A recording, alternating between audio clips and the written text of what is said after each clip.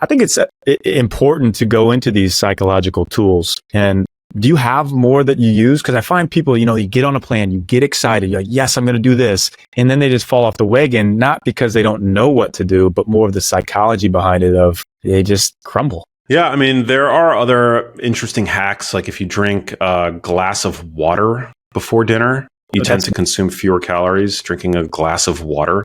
I mean, if you're really struggling, you can also add more fiber to the meal, which fills you up. But you just want to do that slowly because consuming a lot of fiber, particularly if you're not adapted to it, can cause GI distress. Prioritize protein. Fill up on protein first, and then whatever hunger you have remaining after that can be, you can fill in the margins with your grain of choice or your starch of choice. Protein is the most important macronutrient from a body composition standpoint, which isn't to say that carbs and fats are essential. And, we do have an essential requirement for fats and carbohydrates. Carb containing foods can be very healthful as well. So I'm not saying to not consume carbs or fats or anything like that. But generally we want to prioritize protein, which also tend to be a rich source of other nutrients that we know are supportive of brain and metabolic health.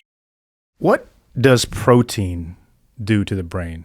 Like Max talking about the importance of protein for overall health, body. Is there some kind of impact that protein is having on the brain?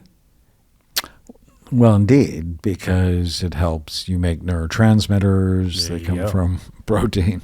It helps the structures in your brain. It's absolutely essential. Your brain won't work right if you don't have enough protein. So good. So it's physical, obviously, but very important for the brain. Max talked about some tools, some psychological tools he used. Now, I know you are the master of these tools. I use ants with athletes that I work with. They absolutely love it. Can you talk about ants and then any other tools that you like for, being able to stay on a healthy brain plan?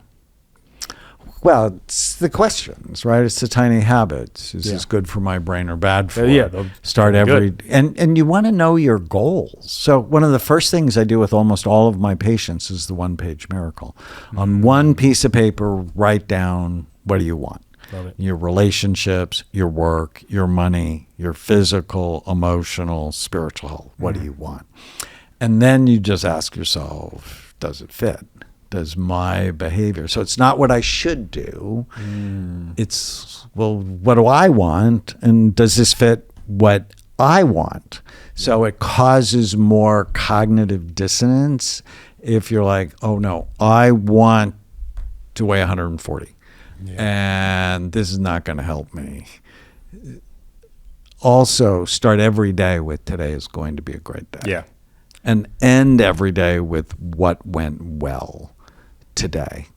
And notice the little lies that keep you fat, depressed, and feeble-minded. Everything in moderation. That's the gateway thought to cheating. And then I teach all of my patients not to believe every stupid thing they think. Thoughts come from all sorts of places. Good. They come from your ancestors. They come from the voices of your mom or dad. They come from your friends, your foes, the music you listen to, the news you watch. And thoughts lie all the time. And so whenever you feel sad, mad, nervous, or out of, just start writing down the nonsense that you're thinking and correct it. I have a children's book called Captain Snout and the Superpower Questions.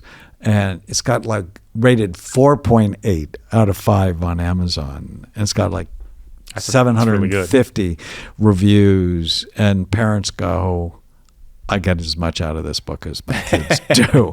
Just teaching people. And there's nowhere in school they teach you not to believe every stupid thing you think.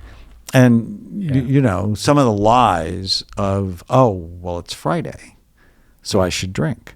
Or it's Easter, or July 4th, or Labor Day. I mean, or it's Christmas. You know, why do we celebrate the birth of the baby Jesus with alcohol and sugar? I'm not sure that's really a religious ritual. Probably not what he was doing. But I think it's just being aware that your brain uses 20 to 30% of the calories you consume. And so if you have a fast food diet, you're going to have a fast food mind. Oof. And I'm not good. sure you want to think Jack in the Box. That's really good. That's really good.